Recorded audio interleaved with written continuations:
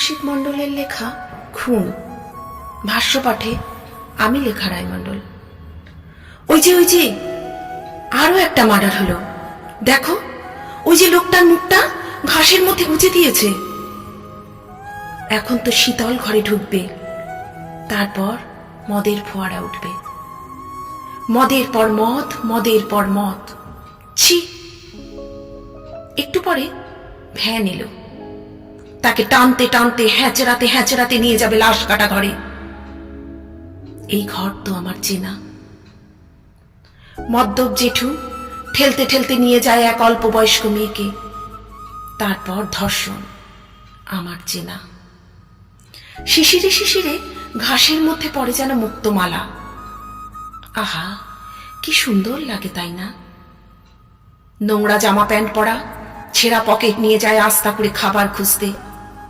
সেটা হয়ে যায় থিম। লাখ লাখ টাকা খরচ হয়ে যাচ্ছে, তবুও প্যান্ডেল করতে হবে। কারণ যে পূজা, যে পুরোহিত তো পূজা করছে, সেই অসুর সেজে ধর্ষণ করছে। যে আবার কালো বা সাদা পতাকা নিয়ে লোকের বাড়ি বাড়ি যায়, সেই কিন্তু খুন খারাপি করছে। তাহলে কি এটাই বুঝো, চোখে কালো কাপড় পেতে চলতে হয়? কি জানি, আমার মতো কত আতিল কবিরা ঘুরে ঘুরে বেড়াচ্ছে। না, কবিরা লেখে না এরকম বাস্তব পরিস্থিতি। হয়তো আমাদেরও পড়ে থাকতে হবে আস্থা করে।